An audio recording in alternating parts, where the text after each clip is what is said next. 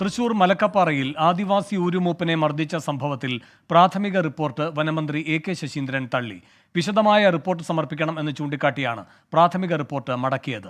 വനം വിജിലൻസ് സമർപ്പിച്ച പ്രാഥമിക റിപ്പോർട്ട് തൃപ്തികരമല്ല എന്ന് വിലയിരുത്തൽ.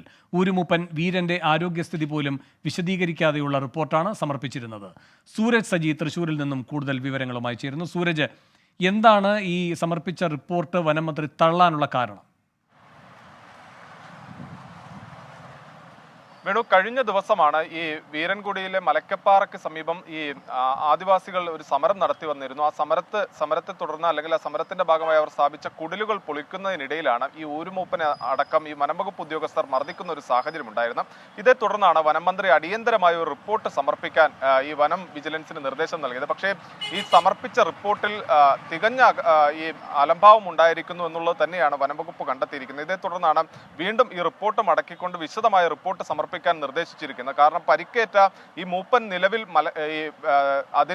ചാലക്കുടി താലൂക്ക് ആശുപത്രിയിൽ ചികിത്സയിലാണ്. അതുകൊണ്ട് തന്നെ ഈ ചികിത്സയിൽ ഇരിക്കെ പോലും അത്തരം ഇദ്ദേഹത്തിന്റെ ആരോഗ്യ പ്രശ്നങ്ങൾ ഉൾപ്പെടെ വിശദീകരിക്കാതെ ഒരു റിപ്പോർട്ട് സമർപ്പിച്ചതിന് പിന്നിൽ ബാഹ്യ ഇടപെടലുകൾ ഉണ്ട് എന്നുള്ളതാണ് വനമന്ത്രിയുടെ ഉൾപ്പെടെ വിലയിരുത്തൽ. ഇതിന്റെ അടിസ്ഥാനത്തിലാണ് ഈ വൈദ്യപരിശോധന റിപ്പോർട്ട് അടക്കം സ്വീകരിച്ചുകൊണ്ട് അതിൽ ഉൾപ്പെടെ പരിശോധന നടത്തിക്കൊണ്ട് വിശദമായ റിപ്പോർട്ട് സമർപ്പിക്കാൻ നിർദ്ദേശിച്ചിരിക്കുന്നത്. അതോടൊപ്പം തന്നെ ആ സമയം പ്രദേശത്തുണ്ടായിരുന്ന ഉദ്യോഗസ്ഥരുടെ അടക്കം മൊഴി രേഖപ്പെടുത്തിക്കൊണ്ടായിരിക്കണം ഈ റിപ്പോർട്ട് സമർപ്പിക്കാനെന്നൊരു നിർദ്ദേശമാണ് ഇപ്പോൾ ഈ വനം വിജിലൻസിന് നൽകിയിരിക്കുന്നത്. വേണു, ശരി. സൂരജ് സജിയാണ് തൃശൂരിൽ നിന്ന് വാർത്തയുടെ വിശദാംശങ്ങളുമായി ചേർന്നത്.